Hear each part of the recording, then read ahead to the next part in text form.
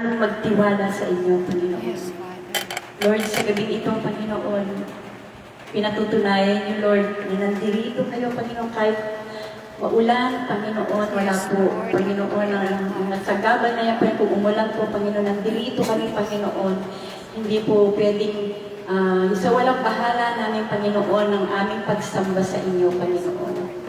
Kaya Lord, alam po namin, Panginoon, na hindi po ninyo kami pababayaan. Yung gawain namin dito, Panginoon, sa De La Costa, maging sa Northridge, Panginoon, ang ministry, Panginoon, na ginagawa ng aming pastor, sa aming pastora, Panginoon, Lord. Gabayan po ninyo sila, Panginoon, kahit may mga pagsubok na dumarating sa kanila, Panginoon, napapagod din po sila, Panginoon, at sila po, Lord, na kahit umuulan, bumabagyo, nandun po sila upang ipahayag ang inyong mga salita, Panginoon. Alam po namin, Lord, na ibinigay po ninyo sa kanila, Panginoon, ang ganitong paglilingkod para sa inyo, Panginoon. Alam po po, Lord, na punong-puno, Panginoon, ng biyaya, ibibigay po ninyo sa kanila, Panginoon, Lord. Hindi lamang po sa financial, Panginoon, kundi, Lord, sa physical man, sa emotional man, at lalong-lalo na po, Panginoon, ang spiritual, Panginoon, na buhay na binibigay niyo sa kanila, Panginoon. At nagpapasalamat po kami, Panginoon, na kahit uulan, nandito po sila, Panginoon. Mahirap magyari, Panginoon, pag ganito umuulan. Pero, Lord, ito po, Panginoon, ay kagustuhan namin, Panginoon, Lord. Ito lamang po, Panginoon, ang aming maipapadama sa inyo, Panginoon, na mahal po namin kayo, Panginoon. Hindi po kami dapat sumuko, Panginoon, kahit anuman yan, Panginoon, kahit anuman maranasan namin sa buhay, Panginoon, Lord. Nagtitiwala po kami sa inyo, Panginoon. Kaya, Lord, nandito po kami sa gabi ito, Panginoon, na makinig ng inyong mga salita, Panginoon. Alam po namin, Lord, ng bawat isa sa amin, Lord, may mga problema, may mga pagsubok na dinaranas, Panginoon. Pero Lord, hindi po ninyo kami pababayaan, Panginoon. Kagaya po ng sabi ng aming pastora, nagpapasalamat po siya, Panginoon, sa mga blessing na binibigay niyo po sa kanilang pag-asawa, Panginoon. Yung mga ginagamit yung mga anak, Lord, na naglilingkod din po sa inyo, ng tapat sa inyo, Lord, na ang puso nila po, Panginoon, ay sila po, Lord, ay makapagbigay, Panginoon, makatulong na hindi po sila humihingi ng kapalit, Panginoon. Hindi, Lord, alam po namin, Lord, na mas lalo po ninyo kami i-bless, Panginoon. Na upang, Panginoon, ang aming pastor, Panginoon, ay lalo po namin silang mabigyan, Panginoon, ng support ng Panginoon, ang church ng House of God, Panginoon. Kaya, Lord, alam po po, Panginoon, hindi po ninyo kami pababayaan, Panginoon. At salamat po, Panginoon, sa oras nito na nandito po kami, nandito kayo sa aming kalagitnaan, Lord, na nandama po namin, Panginoon, na inyong presensya, Panginoon. Salamat po sa mga inawit namin, Panginoon, at tunay nga po, Lord, na pag-gising namin ng umaga, Panginoon, kayo po, Lord, ang aming maramdaman, ang kami po, Lord, ay mag-pray, Panginoon, magpasalamat sa lahat-lahat na binigay niyo, Panginoon, sa buhay namin. Yung aming hininga na binibigay niyo, patuloy na buhay, Panginoon, at pinagsasalamat po namin, Panginoon. Kaya maraming salamat po, at ito po, Panginoon, ay naalay po namin sa inyo lahat ang aming gagawin, Panginoon. In Jesus we pray. Amen. Pastor, pwede pong may share lang po. Sige, tita. Sige po, makakaupo lang po tayo mga kapatid. At share lang ako sa inyo. magbabahagi po ng testimony si Kasi po nung Thursday ng madaling araw, nandun ako sa Bulacan. So, hindi ako nakapag-pray ng gabi, nakatulog ako. Pero kahit hindi ako nakapag-pray, bago ako natulog, nagpasalamat naman ako kay Lord. Ganun lang. Tapos nung mga bandang 1 o'clock, hindi ko alam kung gising ako kasi ang dami ko na nakapaligid sa ko, may mga maliliit na yung una naman. Parang may mga gumagalaw sa ko, ginugulo ako. Inuuga yung kama, tapos yung mga unan, inaano dito sa ko, sa dito. Magulo yung kama ko, uuga. Sabi ko, wala naman akong kasama. Sabi ko, gano'n sa ko, hindi ko alam kung tulog ako, gising ako. Wala naman akong kasama, bakit ginugulo ako? Sabi ko, gano'n. Tapos, alam mo, Pastor, kumanta ako ng Jesus, we adore you. Inawit ko yun, buong buo. natapos ko. Inawit ko yun. Tapos nung natapos ko, tumayo ako. Kasi nung ano, parang hindi ako makatayo, parang may tumitigil sa akin eh. Tapos nung tumayo ako, umupo ako. Ang Holy Spirit, inutusan ako magsaway. Napakalakas po, pastor, ng saway ko talagang malakas ang ano ko. Oo, talagang sinaway ko. Nagsaway talaga ako, inutusan ako ng Holy Spirit. Kasi kung ako lang, hindi ko kaya eh. Talaga, ang binigkas ng mga ano ko talaga na din ako talaga sa Panginoon. Kaya, sabi ko sa Lord, salamat po Lord, hindi niyo ako pinabayaan. Kasi kung wala siguro ako sa Panginoon, ewan ko lang kung ano na nangyari sa akin, di ba? Nag-iisa lang ako doon. Kasi lagi kong sinasabi kay Lord, pag nananalangin ako, Lord, mag-isa lang ako dito, alam ko, kasama ko kayo. Ganon. Pero, humingi ako ng tawad, sorry Lord, di ako nakapag-pray, sabi ko ganon. Kasi minsan, pag hindi ako nakapag-pray, nagigising naman ako ng mga 2, ganyan, ipipray ako. Pero talagang grabe, ginulo talaga ako. Ginulo talaga ako. Yun nga, tapos pinanta ko talaga yung Jesus we enthroned you. Wala na dito. Oo, tapos nung ano yun na, tapos ang Holy Spirit, nilpusan ako magsaway ng mga bad spirit. Talaga. Ang lakas talaga ng boses ko. Talagang malakas ang boses ko, hindi lang yung bukan talaga, dasal natin. Tama yun. Oo, inutusan ako ng Holy Spirit. Kaya, salamat sa Panginoon kasi biro mo, pinaranas sa akin ng Panginoon yung gano'n talagang pinadama niya sa akin na ang Lord talaga namin sa atin. Basta tayo, ano lang tayo sa Kanya talaga. Manalig lang tayo, manampalataya lang tayo. Pero biro mo, alam ko, sa mga ganong pagkakataon, parang sa isip ko kung wala ka sa Panginoon, hindi may ano ng Panginoon sa iyo, di ba? Kaya, papasalamat talaga ako kay Lord. Kaya kahit nag-iisa ako doon, hindi ako natatakot. Wala naman akong takot na nag-aaral doon. Kaya lang, yun nga lang, talagang na-experience ko yung gano'n. Ano yung tita, may ibang ano yan? Mayroon lugar sa Batangas, mga pastora, mga worker, mga kasama na mga pastora na mga worker, hindi minsan, may mga territorial kasi. May iba naman dumadaan sa buwan. Madami siya may territorial, pero yung may isa akong pastora na rin ngayon, nakita niya na may naninigarilyo na, may mangga kasi na puno, nasa tuktok ng puno. Malapit lang sa kwarto nun. Tapos may isa namang pastora, minsan siya lang isa. Natulog.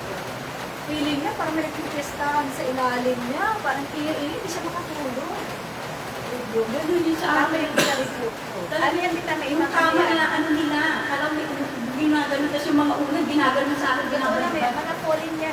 Alam mo, kilala ko sila mga fallen angels. Wala namang ibang entity sa mundo eh. Siya. Sinasabi lang sila na may iba-ibang katangian kasi nag-act na sila as gano'n. Pero pag kumanan sila ay mga fallen angels na nag-ano para matakot ka. Fear ang unang yaanta na kung mag-isa ka.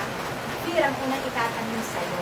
Pero praise the Lord, hindi ka. Sinubukan talaga ako na hindi talaga dapat ako natakot. Saka yung talaga kinasa ko yung Jesus we enthroned you talaga. Yun na yun sa akin. Yun na yun sa akin. Isa di ka mag-ask ka sa amin ng prayer. Pag ganun, minsan busin pa kami. Kasi ang labas kasi nila, yung napag-aralan namin nasa alas 12 hanggang alas 2. Yun nga, Alam yun sila, nag-aalian sila. alauna. Kung hindi in your dream, ito, kung hindi sa physical, sa panalangin, sa panaginip ay yun. Yun ang kanilang mga atake. Hindi ka kaya. Ang ganda naman, Jesus we enthroned you. Maganda tayo dito. Yes, tama yung tita. Tama yung pinagtakutan. Galing, independent na si tita, praise God. Kaya thank you Lord. Thank you. Rebuke mo, tita, rebuke mo. Oo, Salamat yun nga, po, alam no? talaga yung At, ko. salamat sa Panginoon dahil ano po, no? Kapag nasa atin po ang Espiritu ng Diyos ay tinuturuan tayo na kung ano man yung ating sitwasyon, kung may mga pagsubok o kaya may mga digmaang espiritual, Karunungan yan, tita, wisdom. tinuturuan tayo na gamitin, no, yung authority galing sa Diyos. No? Kasi alam niyo po ang mga anak ng Diyos, para tayong mga polis, ganun man.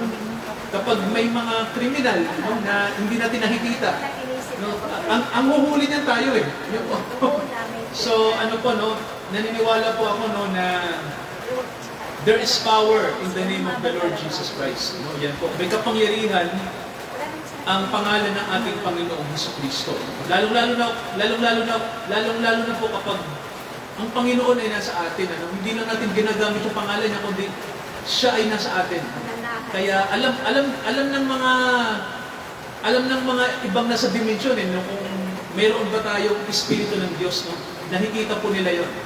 Kaya kung sino yung tita, mga tao na nakikita nila na may liwanag, ang ginagawa nila, doon sila pumupunta, no? Pero hindi naman sila pwedeng kumbaga po, mamirwisyo. Yan. So, thankful tayo sa Diyos dahil ibinigay niya sa atin ang banal na Espiritu. Mga kapatid, at salamat sa ni tita. Ito magandang challenge yan, kapag nakakaranas tayo ng mga irregularity, pagdating sa mga bagay na espiritual. Kasi may mga bagay po na sabihin na natin na supernatural, tito. Halimbawa po, minsan may panahon na may tao na sinasapian na pala ng masamang espiritu, hindi natin alam ang gagawin kapag ganyan. O kaya may tao na ginugulo naman ng mga espiritu sa bahay nila, gano'n, Ako nga po, may kaibigan akong pastor na yung bahay nila, tita, tuwing gabi may naglalakad. So, ibig sabihin, may iba silang kasama. Minsan naman po, may time na kumuha ng picture, Ito, pamilya ng pastor, kumuha ng picture mag-ina. Nung pagkuha ng picture, may lumabas, 3 sila. 2 lang naman sila, may isang mukhang nakasingit. Yan, so, sabi ko, may ibang kasama na naman, So, sa mga ganun pong sitwasyon, ang sabi nga ng Panginoon, gamitin nyo po, yung ibinigay sa inyo na authority, tita, Dahil ang Diyos po ay kasama natin, Hindi lang natin siya nakikita, pero kasama natin siya, Kaya, there is power in the name of Jesus Christ. Hallelujah.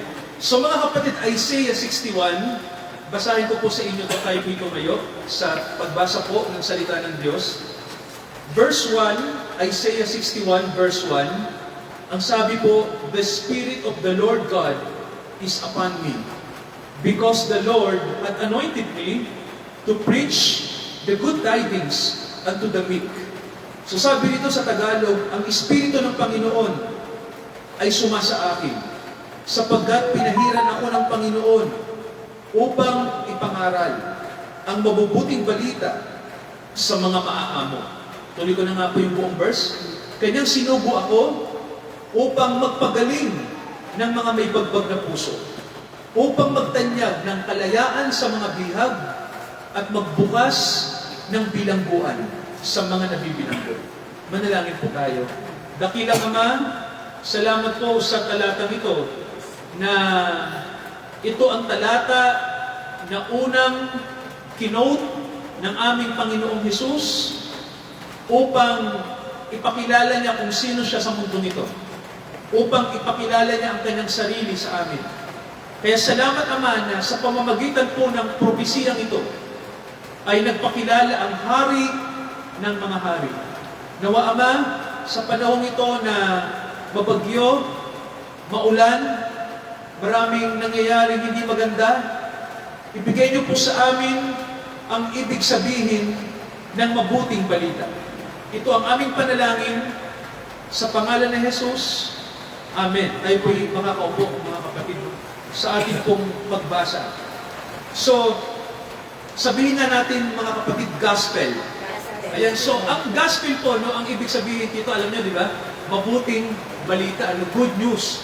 At siguro po may magsasabi, may mga tao po na ang tingin nila, yung mabuting balita naman, nalaman ko lang ng magkaroon ng bagong tipan.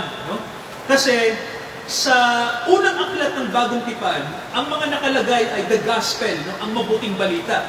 So ang tanong, saan ba galing ang mabuting balita? Galing lang ba ito sa Panginoong Hesus nung siya'y nasa lupa? O binabanggit din sa lumang aklat, sa tinatawag nating mga aklat ng propeta?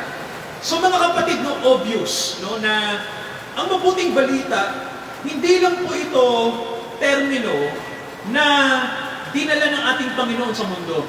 Ibig sabihin po, noon pa po, binabanggit na ito ng mga propeta sa atin, kung ano ang mabuting balita At marami pong mga talata sa Biblia na ang mabuting balita po ay ipinahihiwatig na. Amen ba mga kapatid? So, ang mabuting balita po maganda na maintindihan natin to, no? Ang sabi ng Biblia sa atin sa Isaiah 61, dito, isa ito sa mga talata na binanggit ang mabuting balita, no? At itong tekstong ito yung talata ng ang ating Panginoon ay magpakilala. Ang talatang ito ang kanyang ginamit, no? Naalala niyo po nang siya ay nasa isang lugar sa Galilea, no? Pumunta siya sa isang sinagoga, binuksan niya ang aklat na ito ni Isaiah. At pagkatapos, sinambit niya ang talatang ito. Na ang sabi ng Panginoong Hesus, ang Espiritu ng Panginoon ay sumasa akin sapagkat pinahiran ako ng Panginoon upang ipangaral ang mabuting balita sa mga tao, sa mga maaamo. Yan ang kanyang sinabi, no? Kaya kung titingnan niyo po, mga kapatid, no? Ang Panginoon ay bumanggit ng lumang talata na, no? 700 taon na ang nakakalipas sa talatang ito. Ibig sabihin, mga kapatid, ito po ay nakalagay na sa Bible. Amen po ba, no? Kumbaga po, nakasulat na, no? At daang taon na ang nakakalipas. Pero, dumaan ang mga panahon na hindi pa nangyayari yung nakasulat. Tama ba mga kapatid? No? Kasi ang pagitan ni Propeta Isaiah kay Kristo ay 700 years. At ito ay nasulat 700 taon na ang nakakalipas. Ang matindi rito mga kapatid, no? Yung palang salita ng propeta ay hindi po ito patay na talata, no? Kumbaga po, hindi pa natutupad yung nakasulat, no? Kaya mga kapatid, mahalaga ang Biblia. Sabihin nga po natin, mahalaga ang Biblia, no? Kasi po, ang mga nakasulat po dito, sa tingin ng iba, kaya eto mga kapatid, hindi na binabasa. Kasi ang tingin nila, lumang aklat na to, no? Dito, obsolete na. Kumbaga po, hindi na ito angkop sa kaisipan ng mga tao sa panahon natin. Tama ho ba? Kasi ang panahon natin, high-tech na. No? Ang tao, marami nang alam sa siyensya. Marami na tayong alam. No? Kumbaga po, sa tingin ng mga tao, yun nga po kahit sa Europa, marami ng tao doon na hindi na sila naniniwala sa Diyos. Tama ho ba? At ang Europa, ang puntahan ng mga tao sa silanganan. Maraming mga Muslim, maraming Hudyo, maraming iba't ibang relihiyon na sa Europa na. Pero ang mga tao sa Europa, hindi na sila relihiyoso. No, sila ay mga secular. At sa tingin nila, ang pananampalatayang Kristiyano ay obsolete na. Kumbaga, pero mahal pa rin nila, no? Okay pa rin sa kanila, pero yung sinasabi na sa kanila kultura na lang, no? Ang pagiging Kristiyano ay kultura, no? Pero sa kanila hindi na ito ang sentro ng buhay nila. Pero alam niyo, no, nung panahon ni Kristo, mga kapatid, gusto ko lang pong ipaalam sa inyo, no? Nung panahon ni Kristo, ganito rin ang sitwasyon ng nung panahon na ganito rin sa panahon natin ang sitwasyon ng mga tao, no? Sa tingin nila, yung Mesiyas hindi na darating, no? Sa tingin nila, ang Biblia ng mga propeta ay obsolete na rin, no? Kumbaga po, sa tingin nila ay wala nang bisa o kung mayroon man itong kahulugan, hindi rin nila alam, no? Maaring ang maglagay nila ng kahulugan, tao na lang. Pero mga kapatid, no, nang ito po ay buklatin ni Kristo, ng ating Panginoong Hesus, ang talatang ito ay nabuhay. Amen po ba, no? Nagkaroon ng buhay, no? Ang isang patay na titik ay biglang nabuhay, no? Nagkaroon ito ng liwanag. Kasi ang sabi ng Panginoon, mula ngayon, sabi niya po, ang mga salitang ito ay natupad sa harapan niyo. Sabi niya po, no? Nangyari ang laman ng aklat na ito. Mga kapatid, may tanong po tayo, no? Ang Biblia po ba ay naglalaman ng mabuting balita? Yes, no? At mga kapatid, yes, sinabi ng Panginoon, ano? Mula ngayon, sabi niya, natupad ang hulang ito sa inyong harapan. Ngayon, ang mga tao, nagtaka sila kasi tingin nila, natupad. Sino? Ikaw? So, sa tingin nila, ang tingin natin, para bang hindi tayo magsusulit sa Diyos, no? Ang buhay natin, parang iniisip natin na kung gusto ko namang sumamba sa Diyos, gagawin ko. Pero kung ayaw ko naman, ayoko din. Kasi buhay ko naman to, no? Ang hindi po natin alam, mga kapatid, no, na tayong lahat ay haharap sa Diyos. Amen po ba? No? Tayong lahat ay haharap sa Diyos, no? At ang mga salita po ng Biblia ay matutupad po. Ayaw manapit sa hindi. No? Hindi man pansinin ng mga tao to, ang anumang laman ng aklat na ito ay mangyayari po sa panahon natin. No? Kaya siguro maganda, alamin natin, ano po ba ang ibig sabihin ng mabuting balita? No, mga kapatid, ano po ba? Alam niyo po sa salitang Hebrew, no? Kasi hindi tayo pupunta sa Griego, kundi ano bang ibig sabihin ng Biblia sa Old Testament, no? Ano bang ibig sabihin ng Biblia to sa salitang gospel? Ito po, no, pakinggan niyo to. Sabi rito ng isang rabbi, no? Si Jonathan Cahn, ang salitang gospel ay galing sa Hebrew word na bisura. No? So, bisura, ang ibig sabihin ay mabubuting balita. Pero po, kung uugatin nyo yung kahulugan ng salitang bisura, ang nakalagay po ay basar. No? Basar. Ang ibig sabihin, mga kapatid, may malalim na kahulugan. Ano bang ibig sabihin ng basar? Pakinggan nyo po ito, no? Ang basar, ang ibig sabihin din po nito ay, tingnan nyo po, no? Makakarelate tayo. Ibig sabihin ng salitang basar ay joyfulness. No? Sabihin nga natin, mga kapatid, kagalakan. Yan, so, nagtayo po ba nang nalaman natin na tayo ay iniligtas ng Diyos sa ating mga kasalanan, nakaramdam po ba tayo ng kagalakan? No? So, mga kapatid, ganito, no, para alam lang natin, hindi po burden, hindi po kabigatan yung tinatawag nating pagiging Christians, no? Kasi maraming tao ang tingin nila isang mabigat na responsibilidad, no, ang pagiging Kristiyano. Totoo naman 'yon. Kaya lang, mga kapatid, hindi po tayo pinahihirapan ng mensahe ng mabuting balita, no? Sabi nga ng Biblia, ito ay nagdudulot ng kagalakan. Amen po ba? Kagalakan po, no? Kasi sa relihiyon, kadalasan ang gagawin ng mga relihiyon ay magturo sa tao kung itong dapat gawin, ito ang dapat mong kainin, sa ganitong araw tayo ay may pagsamba, mga ganyan, ano, mga rules, no? Sa ganitong araw, huwag kang gagawa, no? Pag araw ng Sabat, kapag ikaw ay miyembro na namin, ito ang dapat mong gawin, ganyan, ano, mga rules, no? May mga batas ang relihiyon na kung saan, mga kapatid, kadalasan nagpapabigat na sa mga tao, no? Nagiging ng burden, no? Kabigatan na. Pero alam niyo po, sa Bible, baliktad eh. Amen po ba? Sa Bible, mga kapatid, iba, no? Sa atin ang pagsunod sa Diyos, bagamat mabigat, no?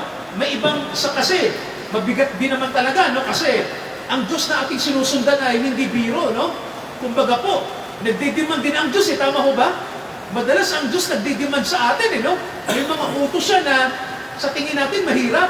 Pero alam niyo, di ba, sabi nga ng Panginoong Jesucristo, ang aking aral ay hindi mabigat. Sabi niya, no? Ito'y magaan at kapahingahan sa inyong kaluluwa. Di ba, mga kapatid, no? So, ibig sabihin, ang totoong mabuting balita, nagdudulot ng kagalakan sa mga tao. Amen ba, mga kapatid, no? Mayroon tayong kapanatagan, no? Mayroon tayong katiyakan na alam natin kapag tayo po ay tumanggap na sa Panginoong Jesus, no? Kung siya ang ating Panginoon, Panginoon ng ating buhay, alam natin na panatag tayo, no? At tayo ay may kagalakan. Sa kabila, mga kapatid, ng mundong ito ay pabago-bago. Amen po ba, no? Sa kabila ng mundong ito ay puro trahedya, no? Pabalik-balik ang panahon, no? Panahon ng baha, panahon ng bagyo, panahon ng lindol, no? Panahon ng kamatayan, panahon ng kapanganakan. Ang mundo natin, mga kapatid, ay parang cycle, no? Paiba-iba. Ang sitwasyon ng tao ay walang katiyakan. Pero alam nyo, iba kapag ikaw ay may alam sa mabuting balita. Amen ba? Kasi ang sabi ng Panginoon, ang Diyos ay sumasa atin, no? Kasama natin siya. Kaya may sinasabi sa Bible, God with us. Amen po ba, no? Alam niyo po ba ibig sabihin ng Emmanuel? Di ba? Ang Emmanuel ay isa sa mga pangalan ng Panginoon natin, di ba? Kaya ang Panginoong Jesus, tawagin niyo rin siyang Emmanuel, tita, no? Hindi lang Jesus, di ba? Ang pangalan niya rin ay Emmanuel, di ba? Ang ibig sabihin ay kasama natin ang Diyos. Amen po ba, no? Kasama natin ang Diyos. Kaya sa panahon ng bagyo, kasama natin ang Diyos. Mga kapatid, no? Sa panahon ng kamatayan, tita, kasama natin ang Diyos. Amen mo ba? Sa panahon ng pagdurusa, tita, kasama natin ang Diyos, no? Nandyan siya. No? Kaya hindi niya tayo pababayaan kasi kasama natin siya, no? Sa lahat ng nangyayari sa buhay natin. Kaya, ano pong sabi ng Bible? Rejoice, no? Maggalak tayo. Kasi ang sabi ng Bible, ito ang esensya na alam natin ang mabuting balita. Ano po bang ibig sabihin pa ng mabuting balita, no? Sabi ng, ito ang sabi pa, no? Ang Basra, ang ibig ding sabihin ay puno ng buhay. Sabihin nyo nga mga kapatid, buhay. No, so, basahin ko sa inyo yung unang Juan, no? Pakinggan nyo to, eto si Juan ay binanggit niya ang talatang ito, no, nang makasama nila ang Panginoon natin, ano? Tingnan nyo po, pakinggan nyo to. No? Unang Juan, chapter 1, verse 1. At ang sabi po rito, buhat sa pasimula, yung aming narinig, yung nakita ng aming mga mata, yung aming namasdan, nahibon, ang laman ng mabuting balita ay buhay, no? Ibig sabihin, hindi lang po buhay, no? Puno ng buhay. So, ang mabuting balita po, nung naalala ko tuloy, no? Yung Genesis, chapter 1, di ba? Sabi ng Bible doon, nakita ng Diyos, ang mundo ay nasa sigalot, nasa kadiliman, no? At ano yung unang sinabi ng Panginoon? Yung unang sinabi ng Diyos sa salita doon, magkaroon ng liwanag, di ba? Let there be light. At nagkaroon ng liwanag. Alam niyo po yung liwanag, ang sabi ni Juan ay, ang ibig sabihin ay buhay, no? Kung baga na makita ng Diyos na nasa kamatayan ang mundo, no? Bumigkas lang siya ng salita, tita, no? Magkaroon ng liwanag. Nagkaroon po ba? So mga kapatid, no? Isang bigkas lang ng Diyos nangyayari. Amen po ba? Kaya alam niyo po, no? Sa buhay natin, hindi tayo, dapat nga po maintindihan natin to, no? Kasi itong mundo na to na ginagalawan natin, di ba may sinabi ang Diyos, babaguhin niya ang lahat ng bagay. Amen po ba? No? Sabihin nga natin mga kapatid, babaguhin. No? Restoration, no? Transformation, restoration. Babaguhin ng Diyos to. At mga kapatid, sinabi ba ng Diyos yun? Babaguhin ang lahat ng bagay. Kaya tita, napansin nyo, no, sa mundo natin, unti-unti nang nababago, no? Nababago parang sa tingin natin, parang hindi naman pastor, no? Palala nga, eh. Tama po kayo, no? Lalala nga ang kasalanan. Pero, sabi ng Biblia, the more na malala ang kasalanan, mayroong antidote ang Diyos. Yun yung gospel, no? Sabihin nga natin mga kapatid, gospel. Mabuting balita, no? Yan lang naman ang sagot sa problema ng tao, no? Mabuting balita, no? Kaya, maganda, no? Yung Christian faith, no? Alam niyo kung bakit, no? Kasi, lahat ng relihiyon, nagsasabi na may dala kaming liwanag, may dala kaming katotohanan. Pero iba ang gospel, no? Ang gospel ay liwanag talaga kasi ang ibig sabihin ay mabuting balita, no? Balita na galing sa Diyos. Balita na magbibigay ng buhay sa mga tao. Pangatlong bagay, mga kapatid, no? Ang Basra, ang ibig din sabihin ay, kakaiba to, no? Maganda to. Ang ibig sabihin po ay, hindi po natatapos. No? Ibig sabihin, laging bago ang ibinibigay ng Diyos sa atin. Amen ba ron? Kaya mga kapatid, no? Tandaan natin to, no? Pakatandaan natin. Ang mabuting balita po, hindi po siya naluluma. No, tita, no? Hindi siya isang relihiyon na nalaman lang natin na okay, namatay si Jesus, naglilingkod ako sa simbahan, okay na, no? Alam niyo po, ang mabuting balita po, iba, no? Bukod dyan sa ating ginagawa, ang Diyos kasi, sabi nga niya sa atin, lumago tayo sa biyaya.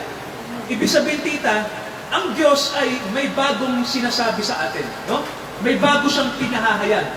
Kailangan ang tao alert, no? Kailangan meron tayong sabi nga dito, attentive, no? Dapat attentive din sa Holy Spirit, no? Ano ba, Panginoon, yung nais nyong ipahayag? Ano po ba yung leading nyo?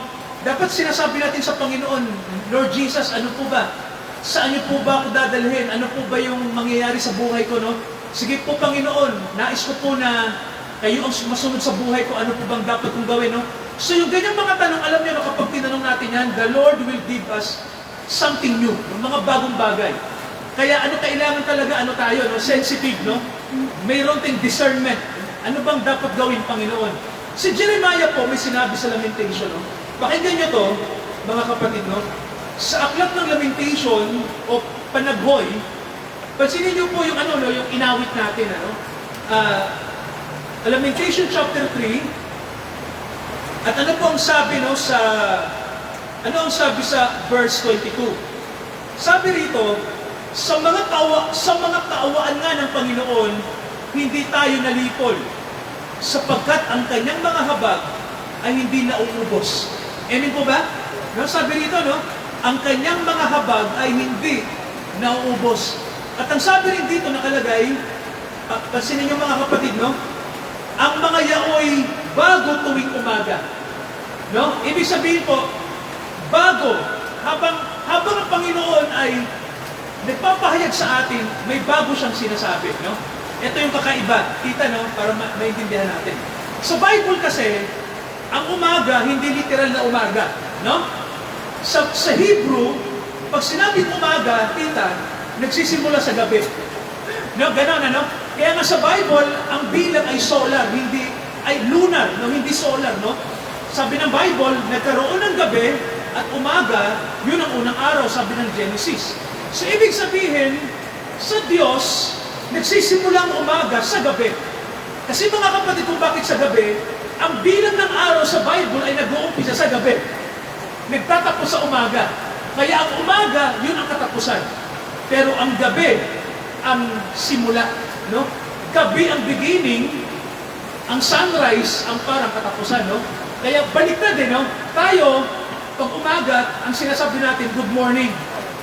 Pero sa Bible, ang good morning, paggabi. Good morning, ibig sabihin gabi. So bakit? Kasi mga kapatid, yun ang gusto ng Diyos, na sa panahon dito ng takip silim, hindi, makita natin na may liwanag. Mayroong taglay na liwanag ang kanyang salita. Sa panahon ng kadiliman, may liwanag na kumikislap, para guide natin sa panahon na to. Kaya sabi ng Bible, ang kailangan ng tao, tama ba tita? Mabuting balita, Gospel, Sana itong gospel na to, iparinig sa mga tao, Hindi tayo gospel na nagtuturo ng psychotherapy or ng positive thinking lang, Ang gospel, mga kapatid, ay honest, Hindi nag-uuto ng tao, hindi nagkukontrol ng tao, Ang gospel ay nagbibigay pa nga ng freedom sa atin. Ang gospel ay nagbibigay ng joy. Hindi religious burden, hindi bigat. Hindi siya bagay na sa tingin natin ay sekta. Hindi, Ang gospel ay simple, mabuting balita, mga kapatid, Yung parang kang nanood na Nanood ka ng TV, and then, ang sabi ng commentator, may good news ako sa'yo. Hindi, gano'n, mabuting balita. At ang mabuting balita niyon ay ang biyaya ng Diyos. Amen po ba, Biyayang hindi nauubos.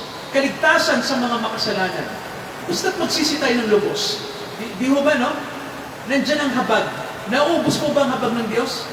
Nauubos po ba? Di ba hindi, Ang sabi nga, hindi nauubos. Tuwing umaga ay sariwa ang kanyang salita. Mga kapatid, sa umagang ito, manalangin tayo. Let us pray, Dakilang Ama, salamat po sa mabuting balita na pinahayag niyo sa aklat na ito, na ang gospel ay sinabi ng Panginoong Jesucristo na mabubuting balita ito para sa mga nagpapakumbaba, sa mga tao na handang makinig ng inyong salita. Ama, ang bagyo, ang ulan ay may katapusan, kahit ang aming buhay. Pero ang inyong salita ay magpakailanman. Ama, ang mga bagay ng mundo ay temporary. Pero ang inyong mabuting balita ay eternal. Ito po ay walang hanggan. Nawa, Ama, makita namin ang value, ang bigat, ang worthiness ng mabuting balita.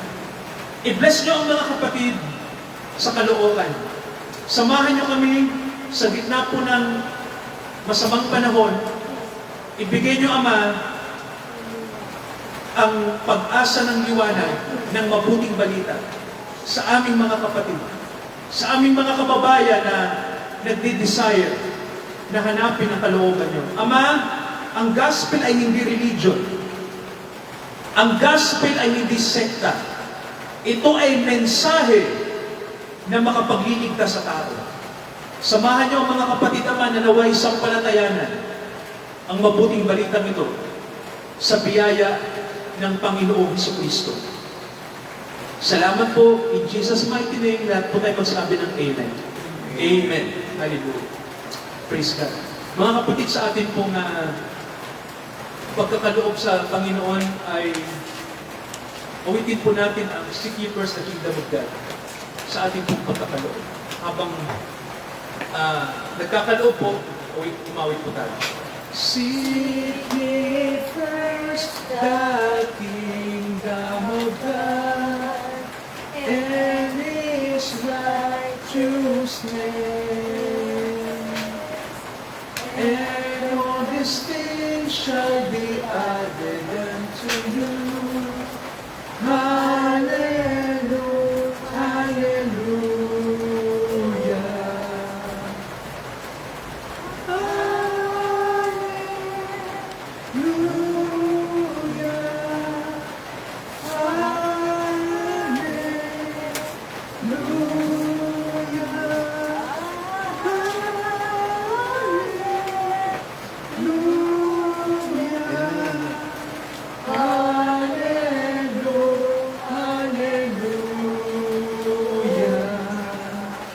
Manalangin tayo.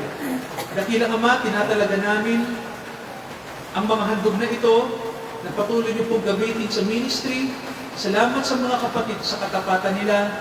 Nawa sa katapatan po ng mga kapatid, Ama, ay anihin po nila ang katapatan na binibigay ang karapat dapat sa inyo at ito'y babalik sa kanilang siksikliglig at umaapaw na biyaya. Salamat po na tinuruan niyo kami na maging bukas sa pagtulong sa pagkakaloob sapagkat the more, Ama, na kami ay bukas, the more na ang inyong pagpapala po ay aagapay sa amin. Ito ang aming panalangin sa pangalan ni Jesus. Tayo po tumayong lahat, mga kapatid. Tayo po tumayong. Sa pagtatalaga po, manalangin tayo. Dakilang Ama, aming itinatalaga ang aming mga kapatid, palakasin niyo po at patuloy niyo pong gamitin ang mga kapatid namin sa lugar na ito ng De La Costa na maging daluyan ng inyong biyaya. Gamitin niyo kami, Ama, na manatili kami sa biyaya at lumago sapagkat ang mabuting balita po ay nagbibigay lagi ng lakas sa amin. Ito ang aming panalangin. Sa pangalan ng Panginoong Jesucristo na muling magbabalik, ihanda natin ang ating mga sarili dahil ito ang panahon na ang ating Panginoon ay muling parinito. Sa kanyang pangalan, itaas natin ang Diyos, ang Ama, ang Anak, at ang Banal na Espiritu. Amen, Amen, at Amen.